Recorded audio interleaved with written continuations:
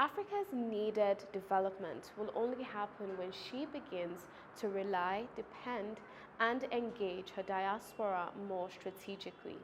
This is why the press conference to midwife the Global African Diaspora Symposium to be hosted by Nigeria is not only timely, but also a reawakening of the Pan-African spirit.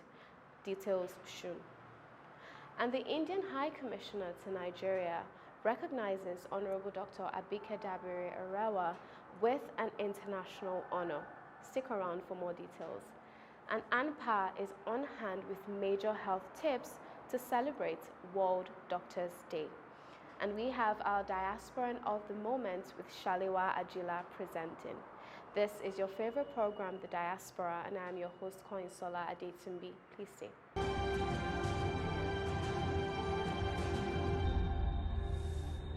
The joint World Press Conference ahead of the Global African Diaspora Symposium has taken place in Abuja. It was a hybrid event that attracted thousands of participants globally. Please watch. With the theme, Building Stronger Connections Between Africa and the Global Diaspora, this symposium is designed to address and profile workable solutions to Africa's most pressing issues and offer concrete strategies as well as necessary partnerships between key diaspora leaders in business and the professions with leaders on the African continent to achieve successful results. Now, what we want to achieve, what are the objectives of this symposium? I'll go through them carefully. Number one, we want to create an interface for networking among African and other diasporas all over the world. Networking is very important. We want to promote the implementation and institutionalizing of Pan-Africanism at the UN through the celebration of the International Decade of the People of African Descent.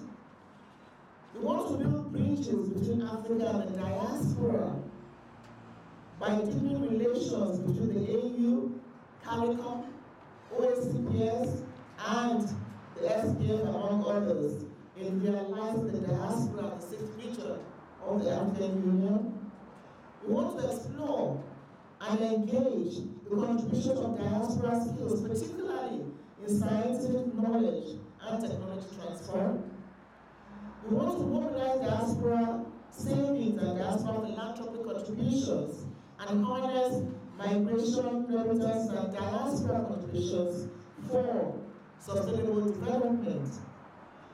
We want to enhance participation of the diaspora in Africa's development process to support the development of the roadmap for the diaspora in the sixth region of Africa towards the attainment of AU's Agenda 2023. This symposium will focus on key areas in science and technology, and culture, manufacturing and industry, energy, infrastructural development, tourism and culture, green energy and technology, health, information, communication technology, education, finance, economic development, and a lot more. Therefore, all are encouraged to take part in this brainstorming event by registering on www.ghsafrica.com at no cost to you whatsoever. But better still, we want all of you to be here physically to participate, and there will be a virtual event. It's going to be a hybrid event, so you can join by Zoom, but we want to receive you here in Abuja on 27th and 20th of April. Together, ladies and gentlemen, Your Excellency, we can make Africa great again. We will make Africa great again. Africa is a cradle of civilization, and Africa must take its place in the world.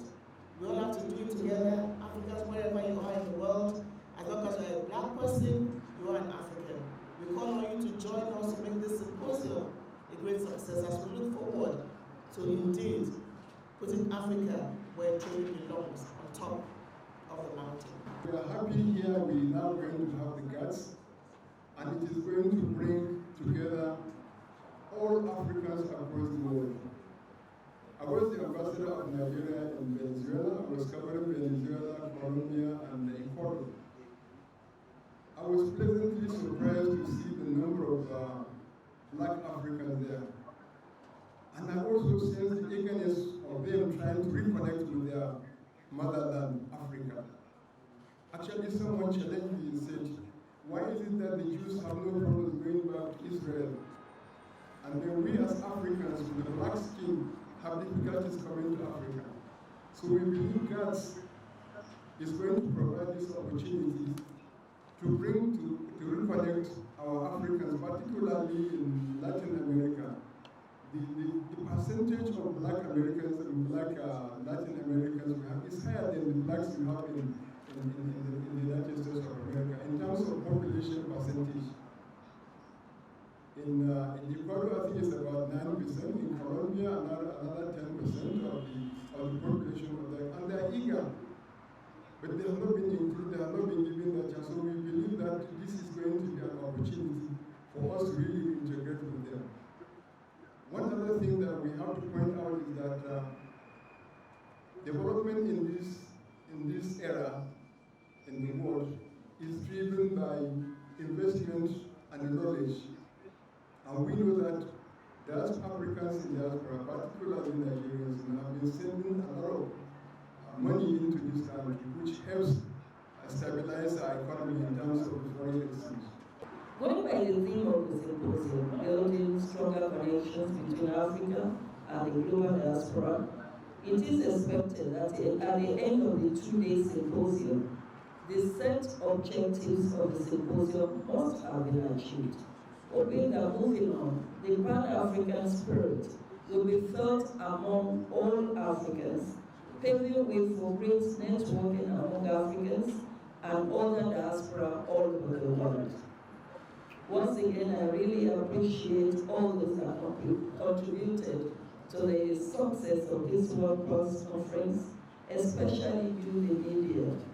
I urge you to please give the event the widest publicity that it deserves. Thank you to Netcom, OACPS, DTCA, AFDA, the Ministry of Foreign Affairs, the Ministry of Finance, Budget and National Planning, and other local and global partners. Do well to register. It is free.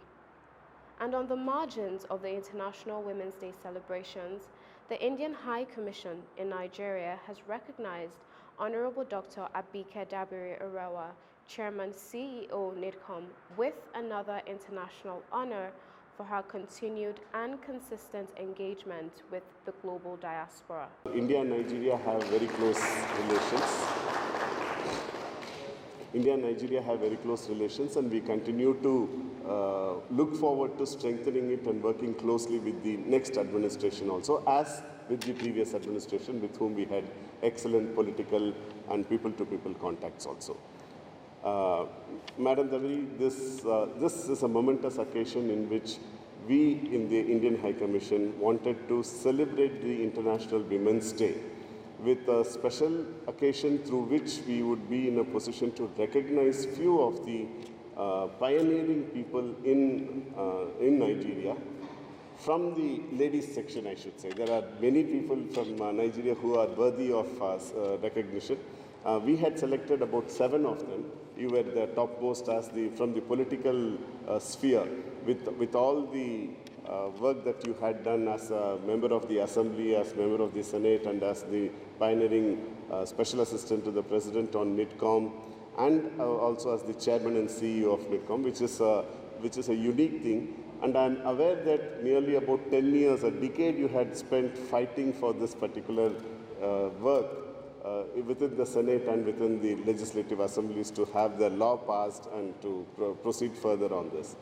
Nigerian diaspora is quite large, 17 to 18 million diaspora, and we have a little larger diaspora with about 34 million diaspora. And so our experiences of handling diaspora and our diaspora have been excellent in their own respective areas, whether they have outside the country, they have always excelled and they have reached various heights. I would also like to congratulate nearly 8 of them have now been selected as the the House of Representatives in the United States in the recently held November elections. So that is, the Nigerian diaspora. So that is how important the diaspora is, and you are leading that particular thing.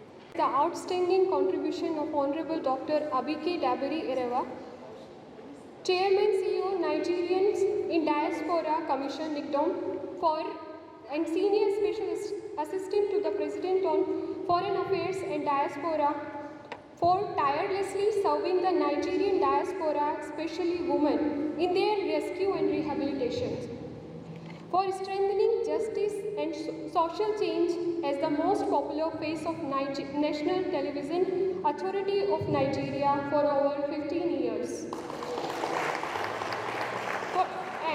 For supporting democracy and legislative reform by enacting laws in favor of freedom and non-violence.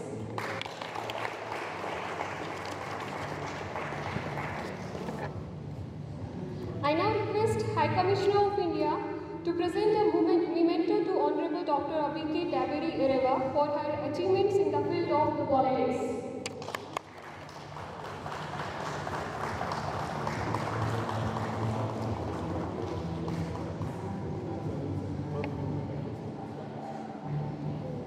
Can we have a few round of applause, please?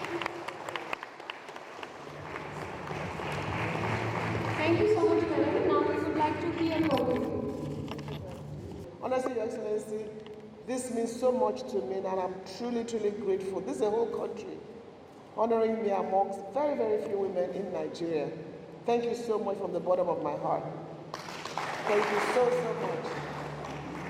And like you noted, and thank you, beautiful lady, for anchoring this event so well. We were in Doha with the president while this took place, and I'm so glad that I could personally come to receive this award. I am truly humbled, I'm truly honored, and it tells you that the reward for hard work is more work. And I tell you, Excellency, it's tough being a woman, right? But it's also a thing of joy and pleasure to be a woman and to be recognized on International Women's Day. And for women, I keep saying that you have to work 3 times harder, because any little mistake is more noticeable than when the men make the mistakes. But we can't succeed without the support and cooperation of the men, as we have been having. And I want to especially thank my staff and management of the Nigerian Diaspora Commission. I've worked with an amazing team to have made us succeed as Netcom. Without you, we would not have achieved the successes that we have recorded in our 3 years of being in existence. So thank you very much. I'm truly honored, like I said, and this means a lot to me. Thank you, India. Thank you, Ambassador. Thank you, Netcom staff. Thank you, Nigeria. Thank you, Mr. President, for making Netcom happen. And as we move on to a new government of Asiwaju Bola Ahmed Tinubu, I'm sure the issue of diaspora will even be further strengthened.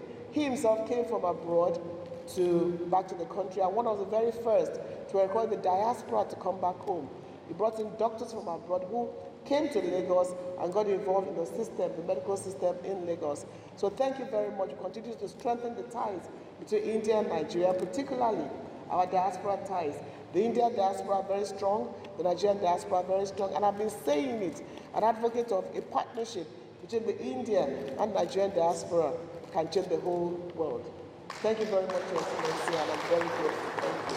Thank you to the Netcom's boss for all that you do for the diaspora. Ha! Not so fast.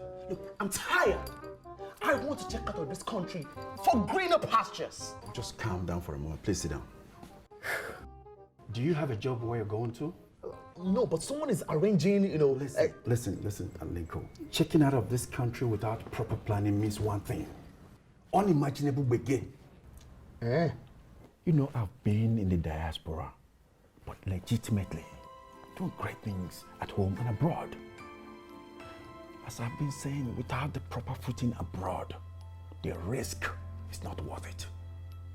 Listen, Alinko, it's better to be home than be trapped abroad, or even end up in prison.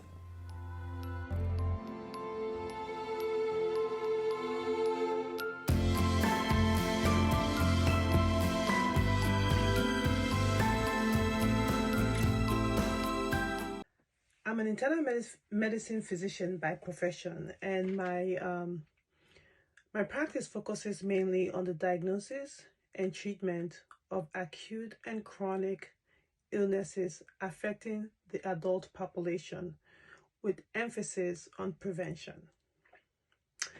On that note, I want to talk about a common preventive disease that affects a lot of people: hypertension, aka high blood pressure. What is high blood pressure? Why is it important to us? And who gets it? Is what I want to briefly mention. I will talk about the stats and some risk factors. Now we have what we call modifiable and non-modifiable risk factors. I'll talk briefly on the symptoms and some treatment options. So what is high blood pressure? High blood pressure is too much pressure in your blood vessels, aka your artery walls, that over time can lead to damaged arteries in different parts of your body. A sign that the heart or vessels are overworked. So for example, high blood pressure in the brain can result in a stroke. High blood pressure in your kidneys can cause kidney failure. High blood pressure in your heart can lead to heart failure. So a brief mention of the statistics, something that we should know as Nigerians, is that in Nigeria, over 76.2 million have high blood pressure, hypertension, but only 23 million are on treatment. The remaining 50+ million people either don't know they have hypertension or have been told at some point in their life that they have high blood pressure, but they remain untreated. Unfortunately, what ends up happening is that you find out when this leads to a damage to either heart failure, your vessels, or heart, causing or heart failure, or causing you to have a stroke or kidney failure, and that's when it becomes obvious. So my main goal actually is to increase awareness. We want to know if you have high blood pressure because treatment can prevent these long-term consequences: heart failure, stroke, kidney damage, and a slew of other things. If we don't treat hypertension, the consequences are dangerous. For instance, one of the key symptoms of high blood pressure is no symptoms. We find out too late. And that's why most people recognize this as the silent killer. So you want to know what your blood pressure is and if you have symptoms or no symptoms. You want to at least see a regular doctor so you can become aware if that you have it. So moving on, in terms of awareness, what are the risk factors that we want to make sure that we're aware of? So I mentioned earlier that there's something called modifiable and non-modifiable risk factors. So the non-modifiable risk factors, unfortunately, are those things that you can change, so to speak, genetics, your age, sex, your ethnicity. There's certain risk factors that we can't do much about them, but there are others which are modifiable that we can do something about them, aka and prevent the long-term consequences. So what are they?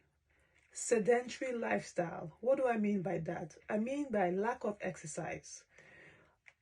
Not staying in one place, not exercising, gaining weight, obesity, smoking, high blood pressure, diabetes, sleep apnea. These are all things that we can prevent by modifying, maintaining a lifestyle modification and diet and exercise, and aka prevent high blood pressure.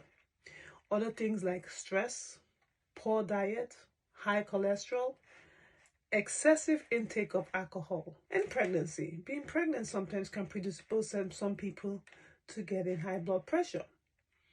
The end result is, like I mentioned earlier, chronic illness, brain stroke, heart attack, dementia. If the blood pressure is high in the eye, you get You can get blind if the pressure is high in your kidneys, lead to kidney failure. If it's in your brain, stroke. If it's in your heart, CHF or cardiomyopathy. So these are the things that we want to prevent by increasing awareness, by making us all know that hypertension is dangerous. So who gets it? Everyone. The cause is most people are unknown. Some symptoms, no symptoms. Some symptoms occur at the late stage, like nausea, vomiting, headaches, heart palpitation, blood vision, nosebleeds, or you can have no symptoms at all. So what should we do? What we should do is at least see a doctor at least once a year. Even if you have no symptoms, have a blood pressure check. Have an annual blood pressure check. If you're told that your blood pressure is elevated, then monitor it. What is a good blood pressure to have? Anything less than 140/90 is good. Ideally, we want it to be 120/80, but if we can maintain it with 120 and 130, less than 85, that is a good number. So when you go to see your doctor or you check your blood pressure at home and the numbers are 140/90, anything more than 135, more than 85, it's a beginning sign that you should be a little bit worried and you want to touch base with your doctor. And now to our Diaspora and of the Moment with Shaliwa Ajila presenting. Our Diaspora of the Moment is Zara Ibrahim. Zara is a Nigerian lecturer and PhD student of engineering at the University of Aberdeen in Scotland. Zara won the coveted European Drilling Engineering Innovation Award. The judges were blown away by her presentation on a novel approach for wellbore strengthening, according to the report, which earned her the top rank among the nominees. Zara was a PhD student at the University of Aberdeen School of Engineering. She was selected after innovation was reviewed based on its impact to the engineering industry.